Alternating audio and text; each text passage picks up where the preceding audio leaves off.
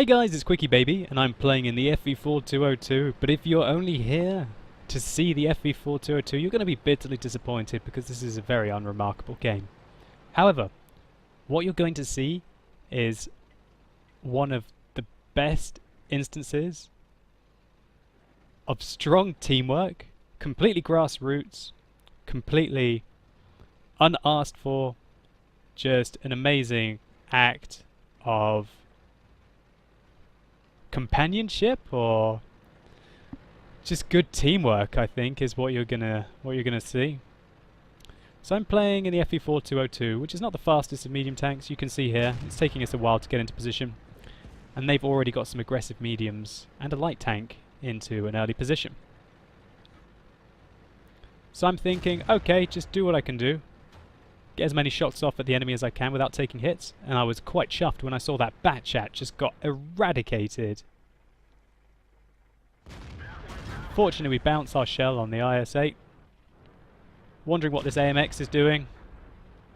But he manages to sneak away. And oh my god, there's another IS-8. I miss my shot. I fall back. 1390 hits me in the side of the turret. I'm a bit flustered. I'm thinking, what's going on here? What's going on here? And I'm like, okay, let's just dig in, try and take out this IS-8, but my turret is not good. And this is the worst position you could ever want to be in the FV4202.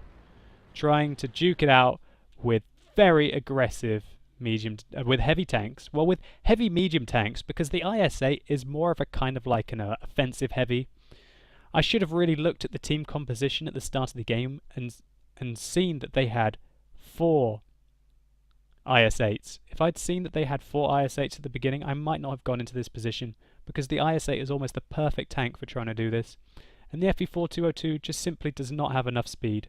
I'm trying to hide most of my tank, as you can see, and if we zoom out to where their tanks are, which is just on this corner, they have to hit a fairly good shot into my turret to be able to penetrate it. So I'm going to try and stay dug in. I'm just going to go into third person here. I'm going to pause it again for a second. Keep your eyes out on this Object 268. He is monstering into position. And watch this! What? This Object 268 just murdered down and murdered the IS-8. He saw that I was in complete awful position, and he basically went down, tried to put himself between me and the IS-8, and took him out. Now the E75 is using the 88mm, and there we go again. He wasn't just an accident. Oh my god. This guy. I was live streaming this at the same time. And I was going like, what's going on? Oh my god, oh my god, oh my god, this is incredible. This is the first time I got properly like, well, one of the first times that I've ever been like, oh my god, this guy is epic. Which was an incredible play by the Object 268. I'm just going to pause here for a second to just show you the FV4202's turret really is one of the weak points of the tank. So we can see here, even shots that really you would hope that would bounce. If this was on like an M48, this would probably be a bouncing shot. If this was on a T62A, this would have been a bouncing shot. And even this on a T62A might have bounced, but it kind of went through the armor and then also hit the cupola. But I'm not really sure. The center of the mark is probably hitting the top of the tank, so it might have bounced off into the cupola. But anyway, this isn't my FV4202 review. This is a highlight of this T62A. And here you can see me tunnel vision pretty badly. I'm just focused on this guy. I wanted to help him out. I thought maybe he needed me to shoot him, and he didn't. And I get owned by the AMX 1390. So, guys, really poor play by me. But this is not where the story ends. I PM'd this gentleman after the game, after the day finished. He's called the Gravedigger. And I asked him if he'd send me his replay, and he did. So let's continue the battle from his view. Time to roll out. So you guys just watched the battle from my perspective. Now let's take a look at it from the Gravedigger's perspective. So, okay, we immediately see that the Gravedigger only fires heat shells. Which is fine, I guess. Very nice penetration on the heat rounds on this tank. I didn't realize they were 450. That's huge. That's even higher than the penetration of the heat rounds on the Jagdpanzer E100, for example. Wow, that's a monster heat from the Object 268. So there we see me. That's very weird. See me running off into the sunset, ready to, well, riding off into the sunset. The Gravedigger's aiming his first shell. He gives quite a lot of lead on that 1390, unable to hit him.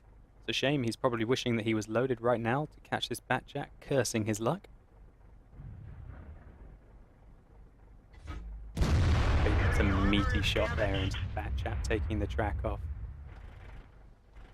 I guess he sees. He thinks I'm still cool. He hasn't really noticed me yet. That's fine. He's in a very cheeky location here with his Object 268. I was about to say the FE4202 there, but that's me who's driving it. So he's taking a look at me. He's seeing what's going on. I think he thinks now, okay, let's do this then. Let's help this FE4202 out. Oh, he's getting murdered. Oh, this FE4202, he's scrubbed. And you actually see me call for help. I say help. And he goes, Verstanden, which I think probably means affirmative or something.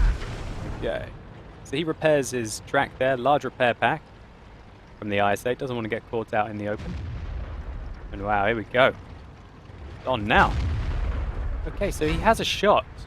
And he, oh my god, he actually is the world's biggest hero.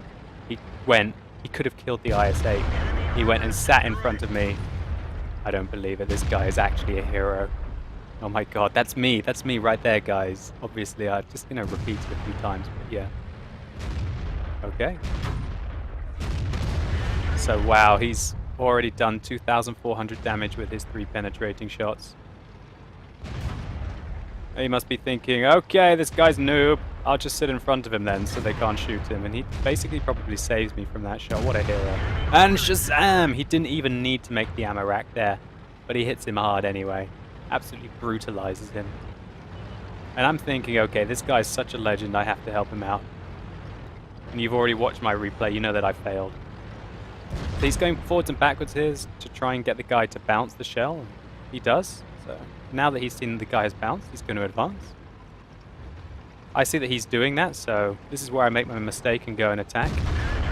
Take a big shot from the from the AMX 1390, but at least I distracted the IS-8, who would have probably shot Gravedigger. And the artillery makes a big hit, and there goes my life. So this is the first time I've watched this video now. This is exciting for me. I have no idea how this replay is going to turn out. It's like watching a movie for the first time. So at the moment we're winning by 4 tanks, which is a lot. Okay, so the Gravedigger's like, oh dear, but he can handle this situation. He just needs to take out that cheeky IS-8. So the traverse speed on this tank is pretty good. Not incredible, but it's pretty damn good for a tier 10 tank destroyer. And immediately here he's thinking, okay, I'll reverse away from the 1390. Oh god, the 1390's got my side. What can I do? What can I do? Okay, there. That's what I need to do. Perfect place there. Boom. And the E75 helps him out. Okay, so this is where I left the stream. I just watched the Gravedigger do some epic work there. Already done 5,000 damage in the game. Even if he was to die right now, that would be fine. And the Gravedigger just said in chat, E75 noob, too late. Maybe he was having a bit of a dig at him. Ha ha ha, ha ha ha. Sorry, that was terrible. But yeah, I'm not sure, maybe he was sort of defending me in a way. The E75 should have been in there faster. But just to quickly look at what kind of tanks they sent us there. That's not a bad result. Those 2 noobs really dying at the back in useless positions. But we got Batchat out, E75, 2 IS-8s, an AMX 1390. It's a pretty good result. The Gravedigger's been spotted here, and oh god, he's against a T110E3, and the T110E3 is a very respectable player. Let's take a look at how the Gravedigger will handle this situation. So it looks like he's going to change his angle of approach. He's going to let the IS-8 attack, and I think he's wanting to get the flank. He's the game is more or less completely even down now. Our team is only up by a couple of tanks. And it's definitely all to play for. So the IS-8 gets a respot on the T110E3 for the Gravedigger. Now it's time for him to make a move.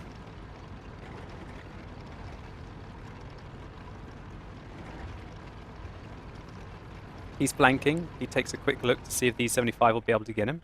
And he can't. He's looking round at his tank, admiring the beautiful paint job that the guys in the garage have done. I think what he's doing right now is waiting for the E3 to be seen again. He sees the E3 is aiming at him. Actually, the E3 just fired at the E75 behind him. The IS-8 put a good shell into him. And this is where I guess it's very useful to have the heat ammo. Because with AP rounds, I'm not 100% certain if that would have gone in against an E3 with an AP round. It might have. The superstructure on those tanks is not bad at that kind of an angle. But I'm flabbergasted. I didn't know that these tanks had 450 penetration with their heat rounds. You could probably aim anywhere, more or less, on a tank, and it probably should go in, unless it hits the really thick parts, for example, the mantlet on the E3.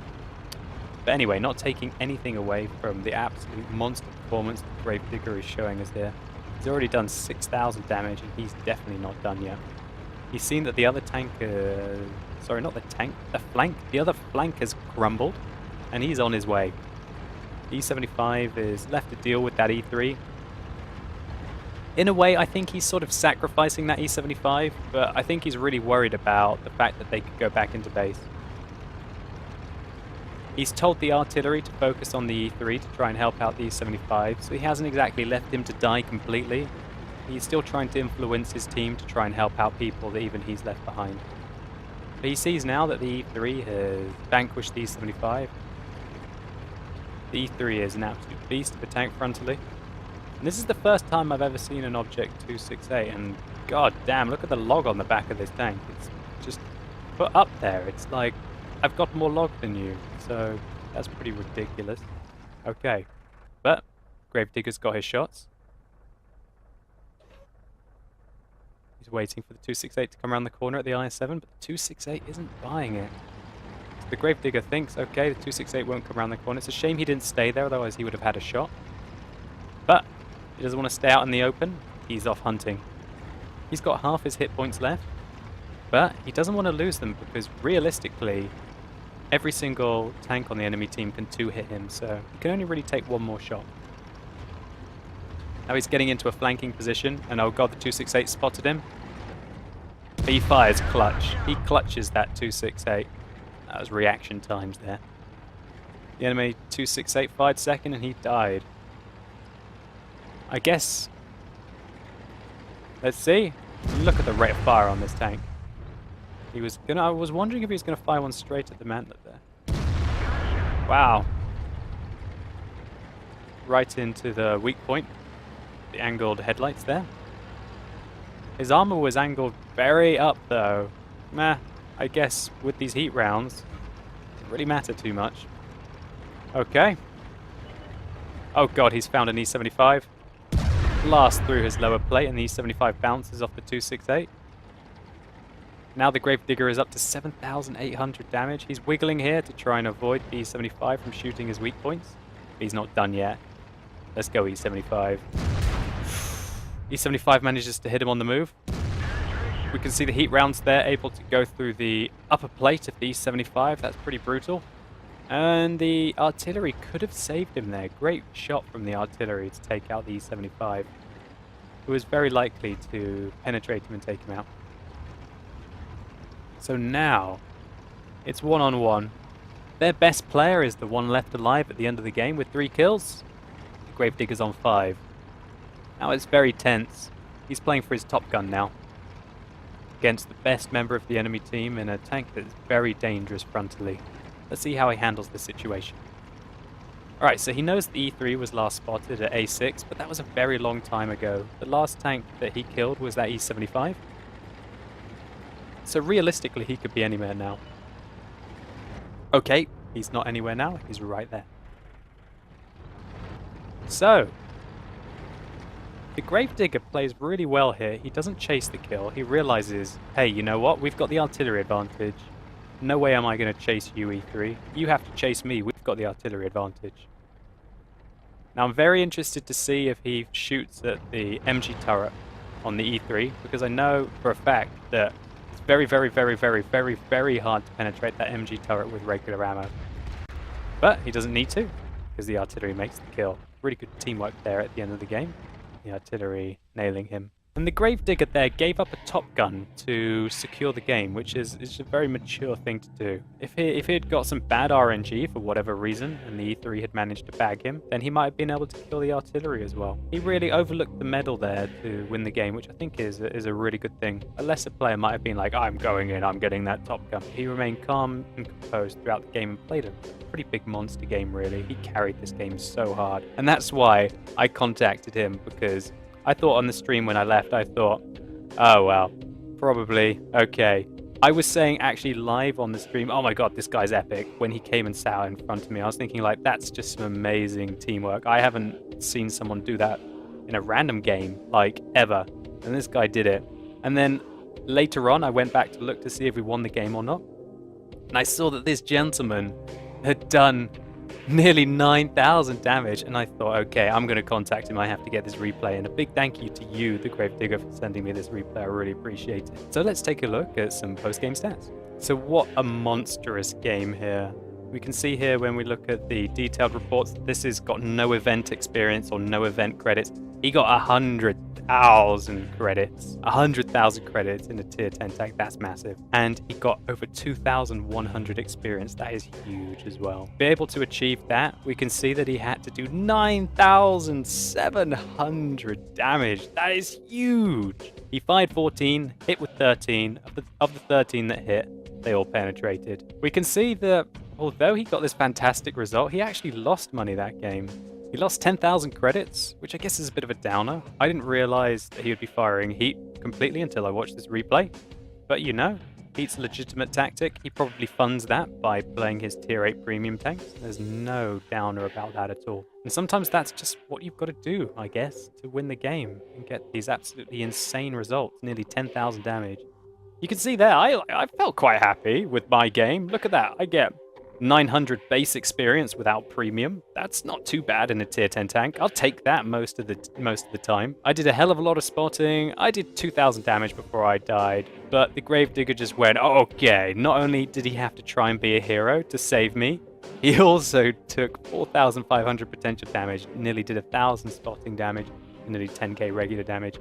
A huge game, a huge plays. What we can take from this, there are excellent players out there who are very calm and calculated, and also very selfless. The fact that he went in front of me there without, I'm not sure if he knew me. I don't think he knew me, but that's just huge. Just thank you so much. It really made me feel really good to think that that level of human spirit and selflessness in multiplayer games can come into World of Tanks. And he gets rewarded as well. Even though he did that, he goes and pulls off a huge game. Also, this replay made me realize that the Object 268 is an absolute beast of a tank with its rate of fire, white troll armor. And I had no idea that this tank gets 450 millimeters of heat penetration. That's just huge. Anyway, the Gravedigger, thank you so much for carrying me.